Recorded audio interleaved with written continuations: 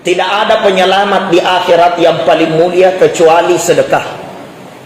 Sekali lagi, tidak ada amalan yang paling besar pertolongannya di akhirat kecuali memperbanyak mengeluarkan harta kita di jalan Allah. Perhatikan ayat Al-Quran, Pak.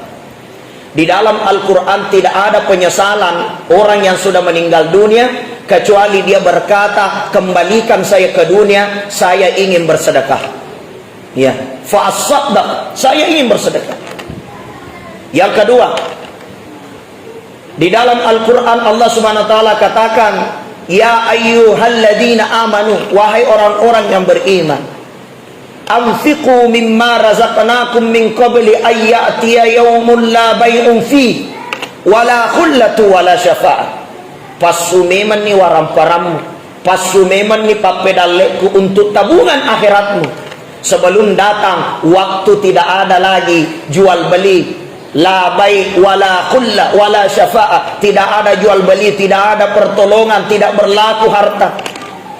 Saya teringat kisahnya B.J. Habibie, Pak, dalam saku kecil yang dikarang oleh anaknya.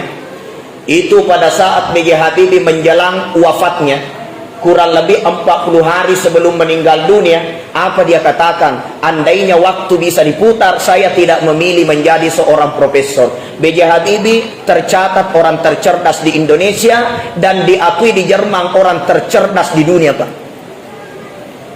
Dia berkata, benenge wadingi putar watue, saya meminta agar saya tidak mau jadi profesor, saya tidak mau jadi orang yang pintar menerbangkan pesawat dan lain sebagainya, tapi saya ingin menghabiskan waktu saya untuk menjadi tabungan di kehidupan yang selama-lamanya, yaitu kehidupan akhirat. Profesor paling maca, Pak, mengakui perkara ini. Di akhir hayatnya dia terbaring sakit. Apa dia bilang? Di dalam rumah yang begitu megah, saya hanya bisa mendengar jam dinding yang terus berbunyi tek tek tek, Pak. Di dalam rumah yang mewah ini, saya hanya bisa mendengar jam dinding dan saya hanya bisa menyaksikan foto-foto saya yang waktu muda, dan tidak bisa lagi saya berlaku apa-apa, Pak. Mantan presiden, orang hebat, orang cerdas, dia nagagawa di pegang. Anak-anak yang begitu pintar semua sudah di luar negeri. Macam mana nasa tahu, tapi digagawa digunangi, saya terbaring tidak bisa berbuat apa-apa. Tidak lama kemudian B.J. Habibie meninggal dunia, Pak.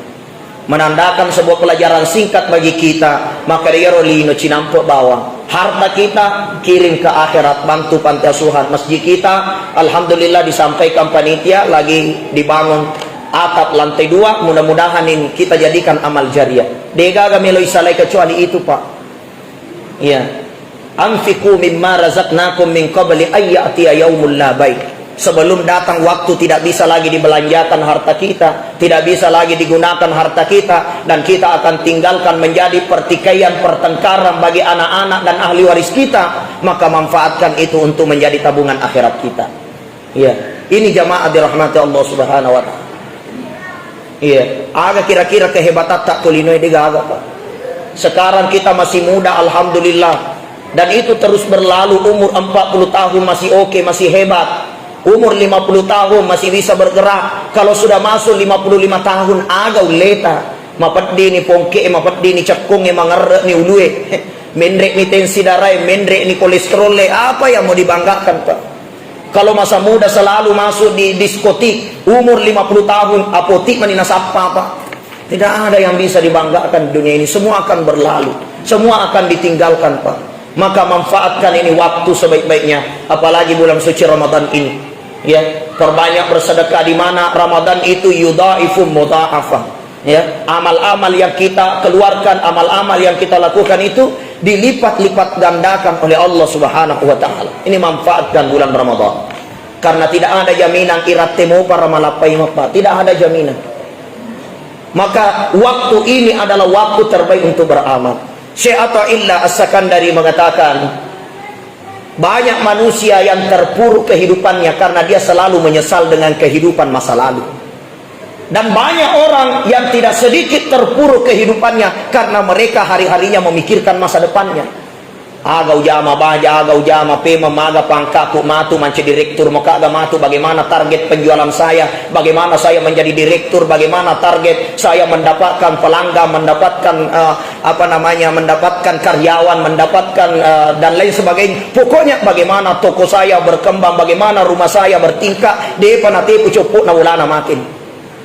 Ini yang kita pikirkan. Banyak orang terpuruk dan kehabisan waktu hanya karena ia memikirkan bagaimana masa depannya. Tapi sangat sedikit manusia yang berpikir cerdas bagaimana memanfaatkan waktu saat ini. Karena yang kita punya hanya saat ini, Pak. Ini yang pasti kita punya. Masa lalu sudah berlalu, yang akan datang belum tentu terjadi. Maka kesempatan hari ini yang seharusnya kita manfaatkan dengan baik, jangan sampai berlalu sia-sia. Ramadan ini kesempatan terbaik, memperbanyak amal kepada Allah, perbanyak bersedekah, mudah-mudahan menjadi amal jariah kita. Terrewat matu mangolori pung Allah Ta'ala, ada yang menjadi syafaat, penolong bagi kita.